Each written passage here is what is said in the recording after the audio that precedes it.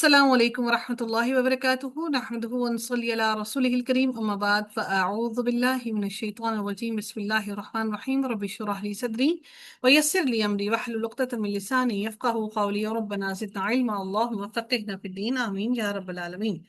آغاز ہوتا ہے جی رکوع نمبر 13 کا، آیت نمبر 39 سے آغاز کرتے ہیں اور دیکھتے ہیں کہ اللہ تعالیٰ نے کیا ارشاد فرمایا۔ اس میں اللہ تعالیٰ فرماتے ہیں أذن للذین یقاتلون بأنہم ظلموا، انہیں بھی اجازت دے دی گئی جن سے جنگ کی جا رہی ہے کیونکہ یقیناً ان پر ظلم کیا گیا۔ وَإِنَّ اللَّهَ عَلَى نَصْرِهِمْ لَقَدِيرٌ، کیونکہ یقیناً ان پر ظلم کیا گیا اور بلا شبہ اللہ تعالیٰ ان کی مدد پر یقیناً پوری قدرت رکھنے والا ہے۔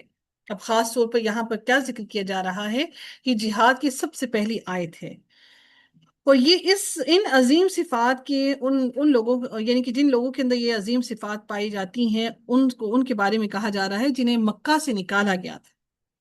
اگر مظلوموں کی داد رسی نہ کی جائے تو دنیا میں طاقتور کمزوروں کو اور زیادہ وسائل والے جن کے پاس زیادہ وسائل ہیں وہ بے وسیلہ لوگوں کو جینے ہی نہ دیں اور زمین میں ہر طرف فساد برپا ہو جائے۔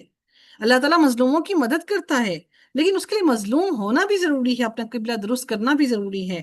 سیدنا عبداللہ بن عباس بیان کرتے ہیں کہ جب نبی اکرم صلی اللہ علیہ وسلم کو مکہ سے نکال دیا گیا تو ابو بکر صدیق رضی اللہ تعالیٰ عنہ نے حضرت ابو بکر صدیق رضی اللہ تعالیٰ عنہ ہیں، انہوں نے کہا کہ انہوں نے اپنے نبی کو نکال دیا، یعنی مکہ سے نکال دیا۔ اِنَّ لِلَّهِ وَإِنَّ إِلَيْهِ راجعون، وہ ضرور ہلاک کر دیے جائیں گے۔ تو اس موقع پر اللہ تعالیٰ نے یہ آیت نازل کی، انہیں بھی اجازت دے دی گئی جن سے جنگ کی جا رہی ہے کیونکہ یقیناً ان پر ظلم کیا گیا اور بلا شبہ اللہ تعالیٰ ان کی مدد پر یقیناً پوری قدرت رکھنے والا ہے۔ سیدنا عبداللہ بن عباس رضی اللہ تعالیٰ عنہ نے فرمایا کہ یہ وہ پہلی آیت ہے جو قتال کے بارے میں نازل ہوئی۔ کون سی؟ یہ والی، أذن للذین یقاتلون بأنہم ظلموا وإن اللہ علی نصرہم لقدیر۔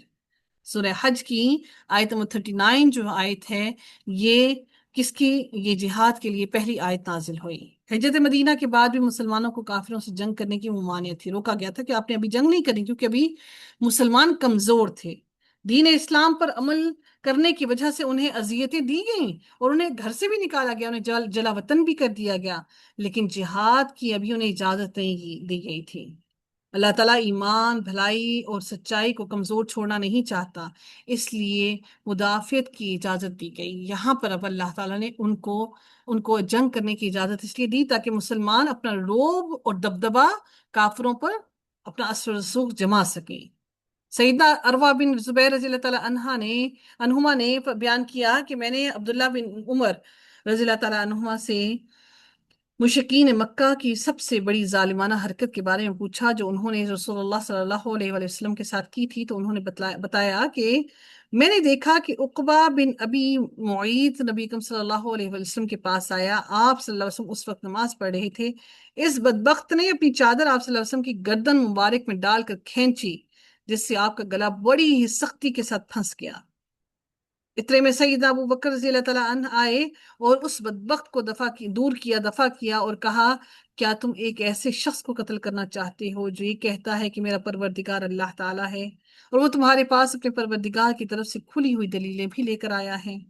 سیدنا عبداللہ بن ابو مسعود رضی اللہ تعالیٰ عنہ بیان کرتے ہیں کہ ایک بار رسول اللہ صلی اللہ علیہ وسلم کعبہ کے پاس سجدے میں تھے اور آپ کے گرد قریش کے چند لوگ بھی بیٹھے ہوئے تھے کہ اتنے میں عقبہ بن ابی معیط اونٹ کی اوجڑی لے کر آیا اور اسے آپ کی پیٹھ پر رکھ دیا، جس کے باعث آپ اپنا سر نہ اٹھا سکے، یہاں تک کہ سیدہ فاطمہ رضی اللہ تعالیٰ عنہما آئیں اور آپ کی پیٹھ پر سے اسے ہٹا دیا۔ تو یہ تمام کی تمام تکلیفیں انبیاء نے اور نبی اکرم صلی اللہ علیہ وسلم نے برداشت کی، صرف اس لیے تاکہ وہ دین کو پھیلا سکیں۔ آج ہم کون سی تکلیف برداشت کرتے ہیں؟ کوئی بھی نہیں۔ ہمیں کیا برداشت کرنا پڑتا ہے؟ اپنے شوہر کا رویہ، اپنی اولاد کی بے رخی، اپنے شوہر کی بے رخی، اپنے گھر باس، اور اگر پوری فیملی کا کہیں تو ہم پوری فیملی، پورے خاندان والوں کے لیے جواب دہ نہیں ہیں، ہم جواب دہ صرف اپنے شوہر اور اپنی اولاد کے لیے ہیں۔ باقی پورے خاندان کا ہم لوگوں نے کوئی وہ نہیں اٹھا رکھا کہ آپ نے پورے خاندان کو جواب دہ ہونا ہے۔ ہمیں سب سے بڑا جو عمل کرنے کے لیے جو چیز ہماری ہماری راہ میں حائل ہوتی ہے وہ خاندان کی باتیں، کہ لوگ کیا کہیں گے، خاندان کیا کہے گا۔ تو جب ہم مر جاتے ہیں تو یہی خاندان ہی ہوتا ہے جو آپ کی میت پر ہنسی مذاق کر رہے ہوتے ہیں، باتیں کر رہے ہوتے ہیں، اور گپے لگا رہے ہوتے ہیں۔ اور مرنے والے کی میت پر جب کھانا تقسیم کیا جاتا ہے تو وہ یہ دیکھ رہے ہوتے ہیں کہ کھانا کیسا تھا۔ تو اس لیے اپنے رب کو راضی کرنے کی کوشش کی تھی۔ اللہ تعالیٰ نے فرمایا وَإِنَّ اللَّهَ عَلَى نَصْرِهِمْ لَقَدِيرٌ، اور بلا شبہ اللہ تعالیٰ ان کی مدد پر پورا یقیناً پوری قدرت رکھنے والا ہے۔ جو لوگ اللہ کے راستے میں چلے آئیں وہ اس دنیا میں اکیلے نہیں ہوتے، وہ اپنے اخلاص کا ثبوت دیں تو اللہ تعالیٰ ان کی ضرور مدد کرتا ہے۔ الذين اخرجوا من ديارهم بغير حق الا ان يقولوا ربنا الله، جن لوگوں کو اپنے گھر سے ناحق نکال دیا گیا، یعنی کہ اللہ رب العزت نے کفار کے ظلم کے بارے میں واضح فرمایا کہ انہوں نے اذیتیں دے کر لوگوں کو گھروں سے نکالا بغیر حق کے، انہیں فتنے میں انہوں نے ناحق انہیں فتنے میں مبتلا کیا۔ الا ان یقولوا ربنا اللہ، صرف اس وجہ سے کہ وہ کہتے تھے کہ اللہ تعالیٰ ہمارا رب ہے، صرف اس بات کی انہیں اتنی سخت سزا دی جا رہی ہے کہ وہ یہ کہتے تھے کہ اللہ ہمارا رب ہے۔ اللہ رب العزت سورہ بروج میں فرماتے ہیں وَمَا نَقَمُوا مِنْهُمْ إِلَّا أَن يُؤْمِنُوا بِاللَّهِ الْعَزِيزِ الْحَمِيدِ، اور اس کے سوا انہوں نے ان سے کوئی انتقام نہیں لیا کہ وہ اللہ تعالیٰ پر ایمان رکھتے تھے جو سب پر غالب اور ہر تعریف کے لائق ہیں۔ سیدنا خباب بن ارت رضی اللہ تعالیٰ عنہ بیان کرتے ہیں کہ ایک دفعہ رسول اللہ صلی اللہ علیہ وسلم کے پاس آیا تو آپ کعبہ کے سائے میں ایک چادر پر ٹیک لگائے بیٹھے تھے۔ اس زمانے میں ہم مشرک لوگوں کی طرف سے سخت تکلیفیں اٹھا رہے تھے۔ میں نے آپ سے عرض کی آپ اللہ سے ہمارے لیے دعا کیوں نہیں کرتے؟ یہ سن کر آپ سیدھے ہو کر بیٹھ گئے اور آپ کا چہرہ غصے سے سرخ ہو گیا۔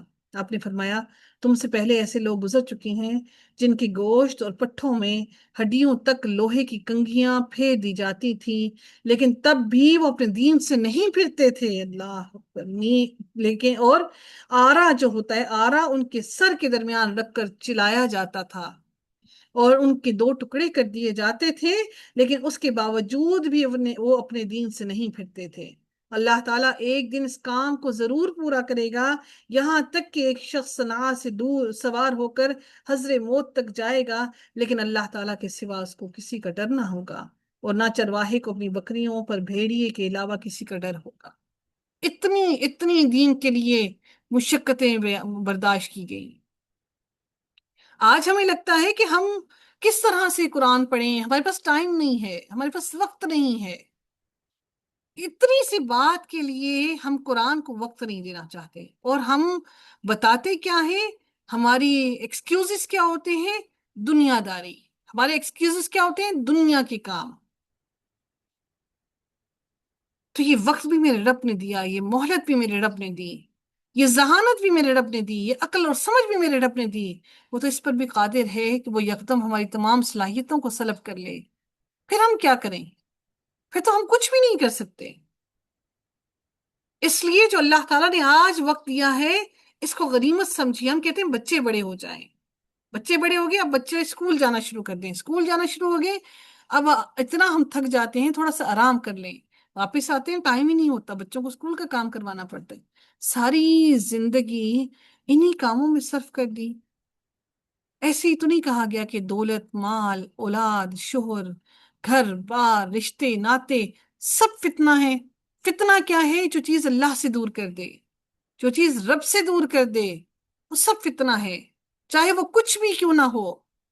جو چیز اپنے رب سے دور کر دے وہ فتنہ ہے۔ تو اولاد بھی فتنہ نہیں کیا جو اپنے رب سے دور کر رہی ہے؟ ہر چیز کے لیے ایک وقت ہے، ہر چیز کا ایک حق ہے۔ اولاد کا حق جتنا وقت ان کا حق ہے بس اتنا دیجئے، جو شوہر کا حق ہے وہ اس کو دیجئے، اور جو میرے رب کا حق ہے وہ میرے رب کو دیجئے، کیونکہ لوٹ کر ہم سب کو اپنے رب کی طرف جانا ہے۔ ان میں سے کوئی بھی ہمارے ساتھ نہیں جائے گا، کسی ایک نے بھی ساتھ نہیں جانا۔ آج اولاد ہماری زندگی میں ہماری بات نہیں سنتی، ہمیں اگنور کرتی ہے، تو آپ کو کیا لگتا ہے کہ مرنے کے بعد آپ کو یاد رکھا جائے گا؟ وہ اس سے کئی گنا زیادہ اچھی زندگی گزاریں گے۔ کبھی یاد آئے گی بھی تو کب آئے گی؟ جب ان کو ضرورت ہوگی، جب آپ اس ضرورت کے وقت انہیں اویلیبل ہوتے تھے، صرف اس لمحے اولاد آپ کو یاد کریں گے۔ اس لیے اپنے رب کو راضی کیجئے، جس رب کی طرف لوٹ کر جانا ہے اس کو ناراض نہ ہونے دیں۔ وہ تنہا نہیں چھوڑتا، باقی سب تنہا چھوڑ دیں گے، سب چھوڑ کر چلے جائیں گے، صرف میرا رب نہیں چھوڑے گا۔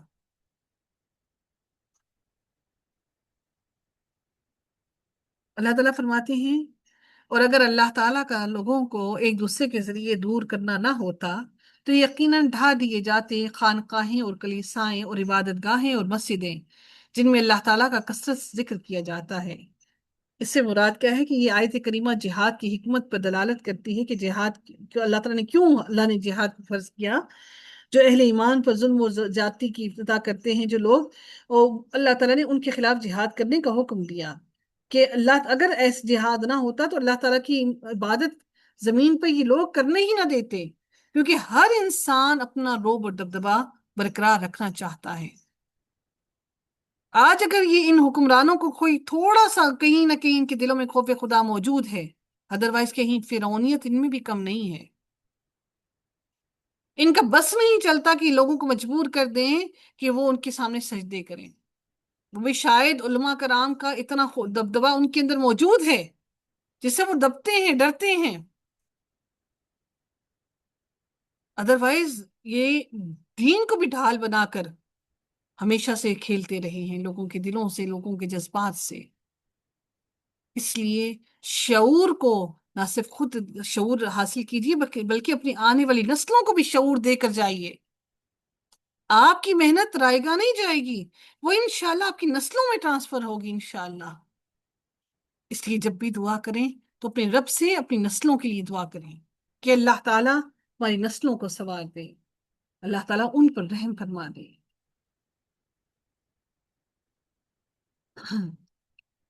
اللہ رب العزت مزید فرماتی ہیں آیت کے اگلے حصے میں کہ وَلَا يَنصُرَنَّ اللَّهُ مَن يَنصُرُهُ إِنَّ اللَّهَ لَقَوِيٌّ عَزِيزٌ۔ اللہ تعالیٰ فرماتی ہیں کہ اور اللہ تعالیٰ یقیناً ضرور اس کی مدد کرے گا جو اس کی مدد کرے گا، بے شک اللہ تعالیٰ بہت قوت والا اور سب پر غالب ہے۔ اللہ کی مدد کوئی کیسے کر سکتا ہے؟ اللہ کو مدد کی کیا ضرورت ہے؟ جی کوئی بتائے گا کہ اللہ کی مدد کرنے سے کیا مراد ہے؟ ہم اللہ کے دین کو قائم کرنا، ہاں جی، اللہ کے دین کو پھیلانا، اللہ کے قائم دین کو رہنا۔ قائم کرنا، اس کو پھیلانا، یہ اللہ کی مدد ہے۔ ہم کون ہوتے ہیں اللہ کی مدد کرنے والے؟ اگر آپ اللہ تعالیٰ کے دین کو پھیلائیں گے، اللہ کے احکامات کو پھیلائیں گے تو سبحان اللہ آپ اللہ کے لشکروں میں شامل ہوں گے۔ یہ کوئی چھوٹی بات نہیں ہے، یہ بہت بڑی بات ہے، یہ بہت بڑے اعزاز کی بات ہے کہ اللہ تعالیٰ ہمیں اپنے لشکروں میں شمار کر لے۔ دنیا کی لشکر، دنیا کی محفلیں، دنیا کی رونقیں، اور ہم اگر اللہ کے لشکر بن جائیں تو سبحان اللہ کتنے خوش نصیب ہیں ہم لوگ۔ اللہ ہمیں ان لوگوں میں شامل کر لے جو اللہ کے لشکروں میں شامل ہوں۔ اللہ کے لشکروں میں فرشتے ہیں، اور آپ اگر ان لشکروں میں شامل ہو جائیں تو سبحان اللہ سبحان اللہ، گناہوں سے پاک صاف ہو کر جائیں گے، بالکل صاف ستھرے ہو کر۔ جب روح قبض کرنے کے لیے فرشتے آئیں تو مسکراتے ہوئے چہروں سے جائیں گے۔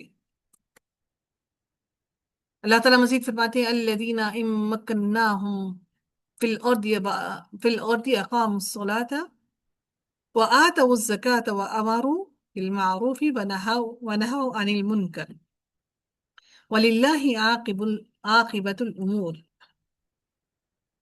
اللہ رب العزت فرماتی ہیں کہ لشکر کے بارے میں اللہ تعالیٰ نے فرمایا کہ اور بلا شبہ یقیناً ہمارے بھیجے ہوئے بندوں کے لیے ہمارا فیصلہ پہلے ہی ہو چکا، یقیناً وہ وہی ہیں جن کو مدد دی جائے گی، اور بے شک ہمارا لشکر ہی یقیناً غالب آنے والا ہے۔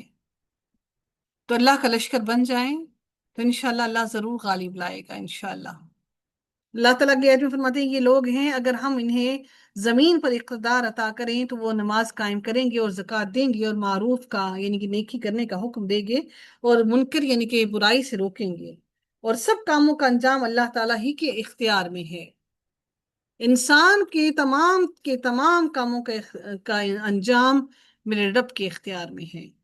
وَإِن يُكَذِّبُوكَ فَقَدْ كَذَّبَتْ قبلهم قوم نوح وعاد وثمود، اور اگر وہ آپ کو جھٹلاتے ہیں تو بلا شبہ ان سے پہلے قوم نوح، عاد اور ثمود جھٹلا چکے ہیں۔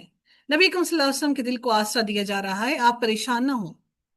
اگر آپ کو لوگ جھٹلا رہے ہیں تو آپ اپنے دل کو پریشانی میں مت مبتلا کریں، اس سے پہلے بھی سب قوموں نے یہی کام کیا، وہ بھی ایسے ہی جھٹلاتے رہے۔ وقوم ابراہیم وقوم لوط، اور قوم ابراہیم اور قوم لوط نے بھی بالکل یہی کام کیا۔ واصحاب المدین، اور اہل مدین بھی جھٹلا چکے ہیں۔ اہل مدین جو تھے نا، یہ سیدنا شعیب علیہ السلام کی قوم تھی، ان کو اہل مدین کہا جاتا ہے۔ وکذب موسیٰ، اور موسیٰ علیہ السلام کو بھی ایسے ہی جھٹلایا گیا۔ اتنے معجزات انہوں نے سب نے اپنی آنکھوں سے دیکھے۔ اللہ تعالیٰ فرماتے ہیں فَأَمْلَيْتُ لِلْكَافِرِينَ ثُمَّ أَخَذْتُهُمْ فَكَيْفَ كَانَ نَكِيرٌ، تو کافروں کو میں نے ڈھیل دی، پھر میں نے انہیں پکڑ لیا، تو کیسا تھا میرا عذاب۔ فَأَمْلَيْتُ لِلْكَافِرِينَ، ہم لوگ دیکھتے ہیں نا کہ لوگ اتنا کچھ کر رہے ہیں، ہم دیکھتے ہیں اتنا ان کے پاس پیسہ مال اور دولت آتی رہتی ہے، پھر ہم کہتے ہیں ان کے پاس سب کچھ ہے، ہمیں کیوں نہیں ملتا سب کچھ، ان کی زندگی اتنی آسائش میں ہے۔ فَأَمْلَيْتُ، اللہ تعالیٰ فرماتے ہیں تو میں ڈھیل دیتا ہوں۔ تو اللہ تعالیٰ ایسے ہی ڈھیل دیتا ہے، نہ صرف کافروں کو بلکہ مسلمانوں کو بھی۔ سید ابو موسیٰ نے بیان کیا کہ رسول اللہ صلی اللہ علیہ وسلم نے فرمایا اللہ تعالیٰ ظالم کو چند روز دنیا میں مہلت دیتا رہتا ہے، لیکن جب پکڑتا ہے تو پھر نہیں چھوڑتا۔ راوی نے بیان کیا پھر آپ صلی اللہ علیہ وسلم نے اس آیت کی تلاوت کی، اور تیرے پروردگار کی پکڑ اسی طرح ہے جب وہ بستی والوں کو پکڑتا ہے جو اپنے اوپر ظلم کرتے رہتے ہیں، بے شک اس کی پکڑ بڑی تکلیف دینے والی اور بڑی ہی سخت ہے، اس کی پکڑ بڑی سخت ہے۔ فَكَأَيٍّ مِّن قَرْيَةٍ أَهْلَكْنَاهَا وَهِيَ ظَالِمَةٌ فَهِيَ خَاوِيَةٌ عَلَى عُرُوشِهَا وَبِئْرٍ مُعَطَّلَةٍ وَقَصْرٍ مَشِيدٍ، کتنی ہی بستیاں ہیں جنہیں ہم نے ہلاک کیا اس حال میں کہ وہ ظالم تھیں، وہ اپنی چھتوں پر گری پڑی ہیں، اور کتنے ہی کنویں بیکار چھوڑے ہیں، اور کتنے ہی محل ہم نے ایسے ہی غیر آباد کر دیے، کتنے ہی مضبوط محل جن کے رہنے والوں نے انہیں مضبوط بنایا اور خوب سجایا، مگر وہ آج کہاں جا کر سو گئے، ان کے محلات ویران ہیں، اللہ تعالیٰ کے عذاب نے ان کا نام و نشان تک نہ چھوڑا۔ آج ہم جن گھروں میں رہتے ہیں، جن گھروں میں ہم ان کو سجا رہے ہیں، بنا رہے ہیں، خوبصورت کر رہے ہیں، جب ہم گزر جائیں گے تو ہمارے بعد آنے والی نسلیں ان کے اندر رہیں گی، اور وہ ہمارے اتنے شیان شان خوبصورت ترین محل کھنڈرات بن جائیں گے۔ ہم نے اس کا ایک ایک کونا اپنے ہاتھوں سے سجایا، ہم نے ایک ایک کونا سجانے کے لیے معلوم نہیں کتنی محنتیں اور مشقتیں کی۔ اگر گھر کو ایک وائٹ واش کروایا جائے تو ایک وائٹ واش کروانے کے لیے ہی کتنا پیسہ لگتا ہے، اور وہ پیسہ لگانے کے لیے آپ نے کتنا کمایا، پھر اس کو اس کا صاف کرنے کے لیے، اس کو سمیٹنے کے لیے کتنی محنت مشقت کی۔ آپ سوچئے کہ ہم دنیا کے کاموں کے لیے کتنا تھکاتے ہیں خود کو، کمر توڑ دیتے ہیں، کمر میں درد ہو جاتا ہے، ٹانگیں دکھ جاتی ہیں، پیر دکھ جاتے ہیں، ہاتھ دکھ جاتے ہیں۔ کیا آپ نے رب کے لیے خود کو اتنا کبھی تھکایا؟ آدھا گھنٹہ اگر بیٹھ کے قرآن پڑھنا پڑ جائے، سبق یاد کرنا پڑ جائے اور سنانا پڑ جائے تو ہمیں بڑی مشقت لگتی ہے، ہمیں لگتا ہے کہ شاید سارا وقت ہم قرآن کو ہی دے رہے ہیں، اور حق تو یہی ہے کہ ہم سارا وقت اس قرآن کو اور اپنے رب کو ہی دیں، لیکن ہماری تھکاوٹ دنیا کے لیے، دنیا داری کے لیے، دنیا کے کاموں کے لیے ہے، اپنے رب کے لیے تو تھکاتے ہی نہیں خود کو، نہ زبانیں تھکتی، نہ حلق تھکتے، نہ جسم تھکتے، نہ دماغ تھکتے۔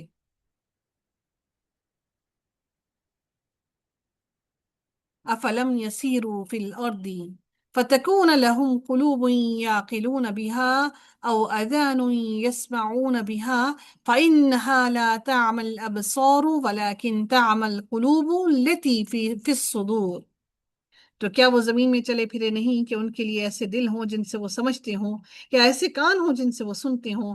یقیناً آنکھیں اندھی نہیں ہوتی، لیکن وہ دل اندھے ہوتے ہیں جو سینوں میں ہیں۔ ایک دو میاں بیوی آتے ہیں، ان کی بیوی ڈاکٹر ہے، پی ایچ ڈی ڈاکٹر ہے، پتہ نہیں نام اس کا، میرے خیال میں اس کے ہسبینڈ کا نام اویس ہے اور بیوی کا نام مجھے نہیں یاد کیا ہے، وہ یوٹیوب پر ویڈیوز بناتے ہیں، دونوں نابینے ہیں، اور بیوی جو ہے وہ پروفیسر ہے کسی یونیورسٹی میں آئی تھنک، یا پتہ نہیں کسی کالج میں، مجھے یاد نہیں ہے۔ وہ کہتی ہیں کہ ہم نابینے ہوتے ہیں لیکن اللہ تعالیٰ نے ایک روشنائی ہمیں دی ہوتی ہے، جس روشنائی سے وہ چیزوں کو جج کر لیتے ہیں، ایون کہ وہ کلرز کو بھی وہ پہچاننے میں وہ تھی کہ یہ وہ مطلب انہیں پتا ہوتا ہے کہ اب یہ کون سے کپڑے پہن رہے ہیں، وہ کون سے کپڑے کیسے ہیں، وہ ہاتھ لگا کر محسوس کر لیتے ہیں۔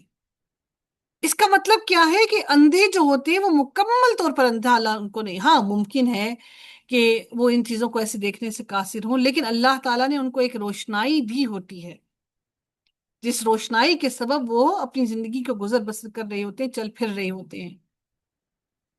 اللہ تعالیٰ نے فرمایا کہ آنکھوں کا اندھا ہونا اندھا پن نہیں ہے، لیکن جب دل اندھے ہو جاتے ہیں اصل اندھا پن وہ ہے، جو سینوں کے اندر دل ہیں وہ اندھا پن ہے۔ تو سوچئے کہ کہیں ہم نے کہیں ہمارے سینوں کے اندر وہ جو ایک دل، ایک جو گوشت کا لوتھڑا اور ایک ٹکڑا ہے، کہیں وہ تو اندھا نہیں ہے؟ اس آیت کو سمجھنے کے لیے نا آپ ایک دفعہ ان کو ضرور دیکھیے گا کہ وہ خاتون کس طرح سے بالکل اندھی ہے، نابینی ہے، وہ کھانا پکاتی ہیں، کس طرح سے ہر چیز کو محسوس کرتی ہیں، وہ اپنی زندگی کا کس طرح سے گزر بسر کر رہی ہیں۔ اصل اندھا پن دل ہے۔ تو اللہ تعالیٰ نے اس بات کو اس قرآن کے اندر اس بات کو سمو دیا، پرو دیا کہ دیکھو کہ اصل اندھا پن دل کا اندھا پن ہونا ہے۔ آنکھوں کا اندھا ہونا، اگر انسان ہدایت پر ہو تو وہ اندھا پن نہیں ہے، کہ بہت سے لوگوں کو اللہ نے آنکھیں عطا کی، کان دیے، لیکن وہ اس سے جو سننا ہے، جو دیکھنا ہے، وہ نہیں دیکھتے، وہ نہیں سنتے، اس کان کی نعمت کا اس طرح سے فائدہ نہیں اٹھاتے جو اللہ نے اس کو، جس کے لیے اللہ نے اس کو سنوائی دی، جس طرح سے اللہ تعالیٰ نے ان کو، جس کے لیے اللہ نے ان کو آنکھیں عطا کی۔ اپنے رب سے دعا کریں کہ اللہ ہمارے گھروں کو ایسا گھر بنا دے جہاں پر بچے بڑے سارے گھر والے گھر میں قرآن کی تلاوت کرنے والے ہوں، اور ہمارا گھر قرآن کے الفاظ سے گونجتا رہے۔ وَيَسْتَعْجِلُونَكَ بِالْعَذَابِ وَلَنْ يُخْلِفَ اللَّهُ وَعْدَهُ وَإِنَّ يَوْمًا عِندَ رَبِّكَ كَأَلْفِ سَنَةٍ مِّمَّا تَعُدُّونَ۔ اور یہ لوگ آپ سے عذاب کو جلدی مانگتے ہیں، اور اللہ تعالیٰ ہرگز اپنے وعدے کو خلاف نہیں کرے گا، اور یقیناً آپ کے رب کے ہاں ایک دن 1000 سال کے برابر ہے، اس گنتی سے جو تم شمار کرتے ہو، یعنی جو اللہ تعالیٰ کے دن ہے نا وہ ہمارے دنوں کے برابر، مطلب ہمارے دنوں کے 1000 سال کے برابر ہے۔ تو جو لوگ مر جاتے ہیں نا فوت ہونے کے بعد، اللہ تعالیٰ کی ٹائم پیریڈ، اللہ تعالیٰ کا ٹائم پیریڈ شروع ہو جاتا ہے، جو اللہ تعالیٰ کا ٹائم ہے، وہ دنیا کا ٹائم پیریڈ بند ہو جاتا ہے، ختم ہو جاتا ہے۔ اللہ تعالیٰ نے جو زمین اور آسمان کو بنایا، وہ جو 6 دن ہیں، وہ 6 دن یعنی وہ 6000 سال ہے۔ اتنا وقت لگا اس کائنات کو بنانے میں۔ ایسا نہیں ہے کہ اللہ تعالیٰ کو اتنے وقت کی ضرورت تھی، اللہ تعالیٰ نے صرف کہا کن فیکون تو وہ ہو گیا، سب کچھ ہو گیا۔ اس سے قبل اللہ تعالیٰ نے کتنے سالوں تک اس قلم کو کہا کہ لکھ، تو وہ لکھتا رہا، لکھتا رہا، لکھتا رہا، لکھتا رہا، کتنے سالوں تک وہ لکھتا رہا، ہم وہ نہیں جانتے۔ اللہ تعالیٰ نے ہر چیز کو پوری پلاننگ کے ساتھ کیا، ہر چیز کو لوح محفوظ کے اندر، ہر چھوٹی سے چھوٹی، ہر بڑی سے بڑی چیز کو لوح محفوظ میں لکھ رکھا ہے۔ ایک وہ اور ایک وہ جو کرامن کاتبین ہماری ہر چھوٹی سے چھوٹی چیز اور ہر بڑی سے بڑی چیز لکھے جا رہے ہیں۔ جب روز قیامت وہ نامہ اعمال ہمارے ہاتھوں میں پکڑایا جائے گا تو ہم کہیں گے کہ اے اللہ یہ کیا چیز آ گئی کہ جس نے نہ کچھ چھوٹا چھوڑا نہ کچھ بڑا چھوڑا۔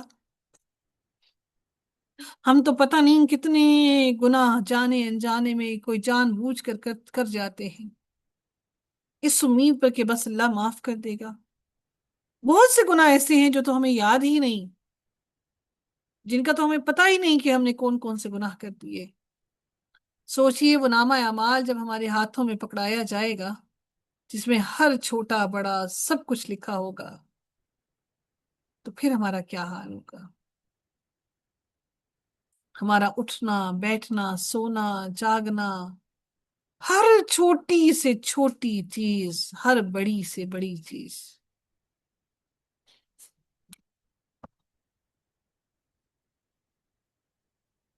لیکن جب ہم استغفار کرتے ہیں تو وہ ساتھ ساتھ ہمارے گناہ جو ہے وہ مٹتے جاتے ہیں۔ اور استغفار کرنا یہ نہیں کہ بس صرف زبان سے استغفار استغفار استغفار پڑھتے جائیں اور دل میں اپنے گناہوں کو یاد کیے بغیر ہی بس زبان سے پڑھتے جا رہے ہیں۔ استغفار وہ ہے جو اپنی زندگی کے گناہوں کو یاد کر کے، پشیمانی حاصل کر کے استغفار کیا جائے، وہ استغفار ہے۔ ہم کیا کرتے ہیں؟ تسبیح پکڑتے ہیں ہاتھ میں، بس رولتے جا رہے ہیں، استغفر اللہ استغفر اللہ استغفر اللہ استغفر اللہ، بس زبان ادا کر رہی ہے لیکن وہ دل کی گہرائیوں کے اندر وہ الفاظ سرایت نہیں کر رہے، دل نہیں چھو رہا اس بات کو کہ ہم اللہ سے معافی مانگ رہے ہیں، ہمیں گناہ ہی یاد نہیں۔ اچھا میں بڑے آرام سے سنتی ہوں، کہتے ہیں ہم نے کون سے گناہ کیے ہیں جو اللہ تعالیٰ ہمیں آزمائش میں ڈال رہا ہے یا ہمیں اللہ ہمارے گناہوں کی سزا دے رہا ہے؟ کون گناہ سے پاک ہے؟ ہم فرشتے تو نہیں ہیں۔ آپ کو کیا معلوم کہ کون کون سے گناہ ہم نے کیے؟ ہم تو جانتے بھی نہیں۔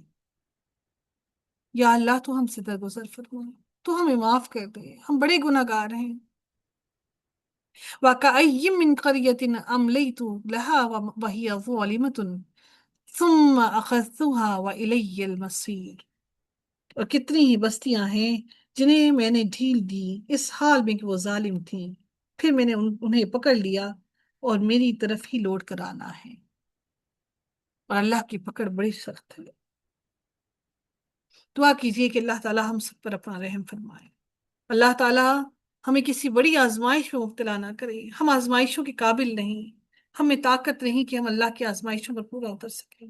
اللہ اپنی رحمتوں سے ہی ہمیں معاف کر دے، اللہ تعالی ہم سے درگزر کر دے، ہماری طرف آنے والے ہر شر کو میرا رب خیر میں بدل دے، ہمیں عمل کرنے کی توفیق عطا کر دے، ہماری اعمال کو اپنی خشیت کے مطابق ڈھال دے، ہماری اولادوں کو سنوار دے، ہمارے گھر والوں کو سنوار دے، ہمارے گھر والوں کو مسجدوں کو آباد کرنے والا بنا دے۔